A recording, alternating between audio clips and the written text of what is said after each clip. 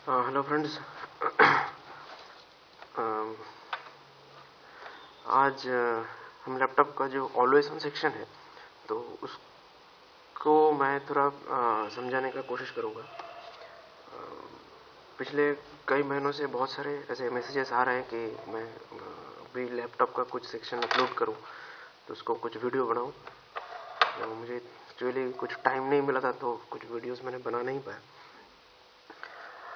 तो जैसे मैंने मेरा पिछले वीडियोस में कहा था कि भाई मेरा हिंदी थोड़ा इधर उधर हो जाता है, तो प्लीज़ मेरा जो बोलने का तरीका है उस पर मत जाइए। बस जो मैं समझाने की कोशिश कर रहा हूँ तो उस पर ज़रा कंसंट्रेट करो, ठीक है। तो शुरू करते हैं। आज हम जो देखेंगे वो है कि ऑलवेज ऑन सेक्शन। अभी ये ऑलवेज ऑन सेक्शन लैपटॉप का ये क्या है, कैसे काम करता है, इन चीज़ों को आज थोड़ा बहुत समझने का कोशिश करेंगे। देखिए, लैपटॉप के जो मदरबोर्ड है एकदम डेस्कटॉप की तरह बिल्कुल ये पार्ट एकदम सेम है। सेम मतलब कि इसका डिज़ाइनिंग अलग है। सेम कहने का मतलब कि डेस्कटॉप में भी जैसे ऑलवेज ऑन वोल्टेज बनता है, एसएमपीएस से जो स्टैंड बाय वोल्टेज में निकलता है वहाँ से एक बनता है। तो लैपटॉप में तो वैसे एसएमपीएस कुछ है नहीं। यहाँ पर क्या होता है कि वोल्ट इन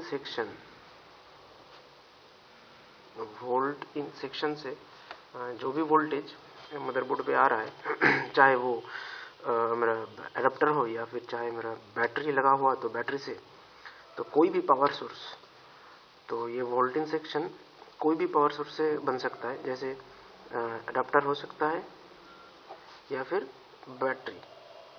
अगर एडाप्टर हुआ तो 19 वोल्ट या फिर कुछ एडाप्टर से आपका 20 वोल्ट भी निकलता है, और बैटरी हुआ तो 12 वोल्ट, या फिर मैंने एक दो लैपटॉप ऐसे भी देखे हैं जिसमें से 14 वोल्ट भी निकलता है। तो जो हम मान लेंगे कि अभी आज का जो डिस्कशन होगा, जो ऑलवेज ऑन सेक्शन को हम बस इस पे 19 वोल्ट मान के पूरा जो ये सब्जेक्ट है उसको हम डिस्कस करेंगे। तो ये वोल्ट इन से जो भी वोल्टेज निकलता हो तो वो लैपटॉप के कई सेक्शन, अलग अलग सेक्शंस पे पहुंचता है। जैसे सीपीयू सेक्शन हुआ, रैम सेक्शन हुआ, एलवीडीओ हुआ, ऐसे अलग अलग सेक्शन में पहुंचता है। वैसे ही एक सेक्शन है ऑलवेज ऑन सेक्शन। तो यहाँ पर ये काम कैसे करता है, जैसे सीपीयू सेक्शन पे स्विचिंग होता है, एक अपर फिट और एक लोअर फिट, या फिर कोई कहते हैं टॉप गेट और कोई कहते हैं बॉटम गेट, जो भी हो। तो यहाँ पर 8 पिन का, 8 पिन का जो मॉसफेट होता है वैसे ही इसमें लैपटॉप में बना हुआ रहता है। तो उसका डिज़ाइन कुछ इस तरह से होता है। अभी मैं ये मॉसफेट ऐसे बना दिया, इसमें मैं एनपीएन या फिर पीएनपी कौन सा मॉसफेट होगा मैं कुछ मेंशन नहीं कर रहा हूँ, क्योंकि हो सकता है एनपीएन हुआ, हो सकता है कुछ पीएनपी हुआ, हो सकता है दोनों ही एनपीएन, हो सकता है दोनों ही पीएनपी, या फिर एक एनपीएन एक पीएनपी, जो भी हो, कुछ भी हो सकता है। तो इसीलिए मैंने यहाँ पर बस कुछ मेंशन नहीं किया, ठीक है।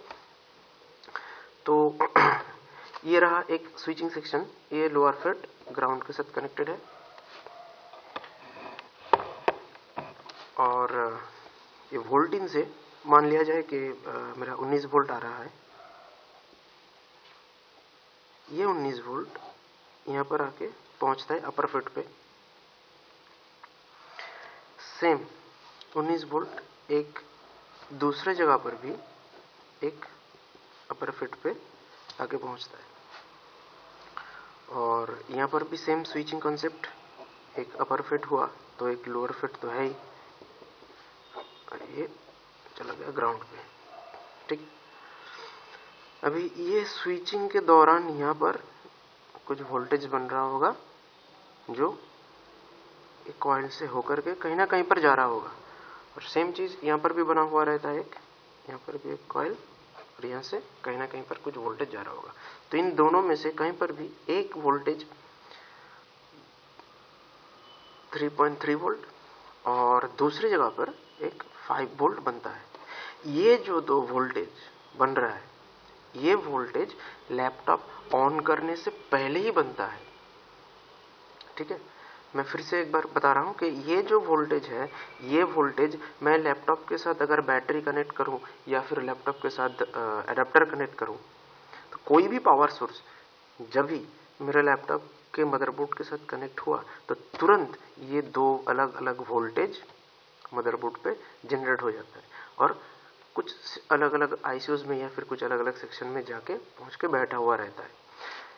लैपटॉप ऑन करने से पहले ही ये वोल्टेज बनता है और जब हम लैपटॉप ऑन करते हैं तब भी ये वोल्टेज बना हुआ रहता है। जब हम लैपटॉप ऑफ कर देते हैं तब भी ये वोल्टेज मदरबोर्ड पे बना हुआ रहता है। तो इसीलिए ये दो अलग अलग जो वोल्टेज बनता है इसको कहते हैं ऑलवेज ऑन वोल्टेज। ठीक है, अभी एकदम कॉमन चीज है कि अगर दो मॉसफेट स्विचिंग कर रहा होगा तो ये बात तो है कि इसके मान लिया जाए कि ये दो गेट है, कोई ना कोई तो इसको ट्रिगर कर रहा होगा। तो यहां पर भी दो मॉसफेट का दो गेट होगा, तो ये ट्रिगरिंग के लिए एक कॉमन आईसी रहता है जिसके साथ ये चारों मॉसफेट का गेट कनेक्टेड है। ठीक है, तो यही जो आईसी है, ये आईसी ये चारों मॉसफेट 1 2 3 4 मॉसफेट को, अच्छा ये हो गया मेरा अपर फेट, ये हो गया लोअर फेट, ये भी यू फेट, ये एल फेट। तो ये आईसी ये चारों मॉसफेट को ट्रिगर करके ये दो अलग अलग वोल्टेज बनाता है। ठीक है, तो अभी यहां पर एक सवाल ये है कि अगर ये आईसी ये चारों मॉसफेट को ट्रिगर कर रहा है, मतलब कि ये आईसी काम कर रहा है, तो इसके पास भी तो कोई ना कोई वोल्टेज तो पहुंचना चाहिए। ठीक, तो जैसे मैंने यहां पर कनेक्शन बनाया था कि मेरा वोल्टिन से लेकर के ये अपर फेट और ये अपर फेट पे दो अलग अलग फेट पे सेम वोल्टेज पहुंच रहा है, सेम तरीके से यहां से हो सकता है डायरेक्ट इस आईसी के पास भी वोल्टेज आ जाता है, या फिर हो सकता है कि यहां पर से कुछ एक रेजिस्टेंस दे करके वोल्टेज को इस आईसी को फीड किया जाए, या फिर हो सकता है एक छोटा सा ट्रांजिस्टर दे करके यहां पर वोल्टेज को सेंड किया जाए। किसी भी तरीके से हो, डिजाइन कैसा भी हो, कॉन्सेप्ट ये है कि अगर ये आईसी काम करता है तो इसके पास वोल्टेज आना जरूरी है। और अगर सेकंड कॉन्सेप्ट ये है कि मैंने जैसे कहा भी कि लैपटॉप का मदरबोर्ड ऑन होने से पहले ही ये वोल्टेज बनता है, तो ये बात तो तय है कि ऑन होने से पहले ही ये आईसी काम कर रहा है। तो यानी लैपटॉप ऑन करने से पहले इस आईसी के पास भी कोई ना कोई वोल्टेज आना जरूरी है, वरना ये तो इन चारों को स्विचिंग नहीं कर पाएगा। इसीलिए जो सोर्स मेरा मेन सोर्स से ये दो मॉसफेट के पास सप्लाई आ रहा है, वही एक ही सेम सोर्स से इस आईसी के पास भी कोई ना कोई वोल्टेज आना जरूरी है, तभी जाके ना ये आईसी अपना काम करेगा।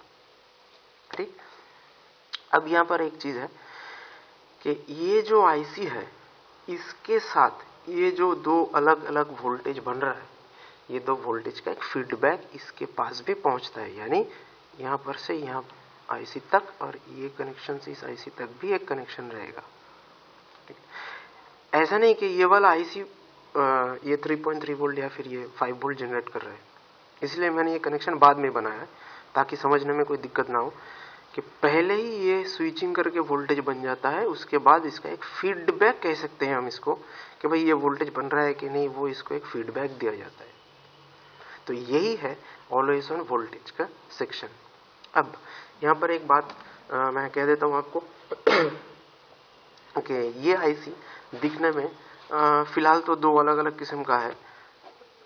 एक हो सकता है ऐसा लंबा सा हो दिखने में, साइड में कुछ पिंस वगैरह लगा हुआ हो, या फिर एकदम फुल स्क्वायर जिसके चारों ओर ऐसे कनेक्शंस रहेगा। ठीक है, फिलहाल ऐसा ही दोनों अलग अलग डिजाइन का ऐसे मिलता है। अब एक चीज याद रखने का कोशिश कीजिए कि